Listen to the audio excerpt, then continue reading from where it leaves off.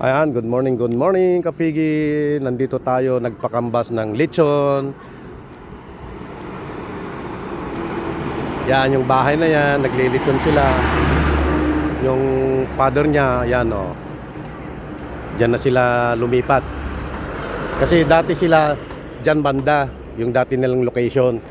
Ngayon, dahil nga naglilechon sila, lumipat na sila dyan. Mayroon din yung anak niyang lechonan niya doon. Kaya ito, madami kasi akong baboy, ma-oversize yung iba, so na gusto kong magpalitsyon online.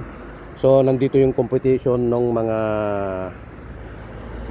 kilos ng baboy at saka labor, andyan na. Kasi kumuha ko ng quotation sa kanila for advice kasi nagtitinda rin sila ng lechon, baboy.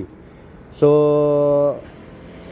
ang umiiral ngayon na lechon dito sa Alaminos, 700 to 800. So it depende sa nagtitinda na yan. Yan, ayan ang quotation, no?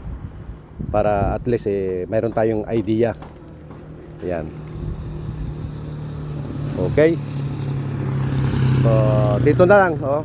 Dating bypass ito, dating Bukirin mga ito. Ito yung bypass, bagong daan. Ang Jollibee, nandyan yung pagkanto na yung Jollibee. Ito naman yung Dolly. Ayan, oh. Ayan.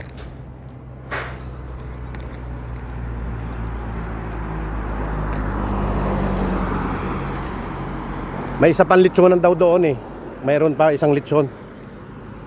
Iyan yung mag-ama. So magpapalechon dito rin. Yung area na yan, yung anak nila, oh. Kita mo, nagpapagawa na sila ng bahay, oh. Lalaki na, oh. Pero hindi pa natapos-tapos. Diyan maglilechon. Pero father niya doon. So mayroon ding isa ring naglilechon pa doon. Oh, nandito yung Dolly. Ayan. So nandun yung Jollibee, oh. Ayan. Oh. Yung Jollibee, hindi na tayo makapunta ron, mga ka-farmers, kapigi. Ayan. O yan, marami pa ring lote dito, oh. Lots for sale, oh. Yan. Okay. So mainit na. Anong oras na? Mainit. Ayan, tignan nyo. Okay. So antabayanan ninyo mga ka-farmers, kapigi, dahil maglilitsyon si Tito Rick TV ng kanyang mga baboy dahil ma-oversize na sila.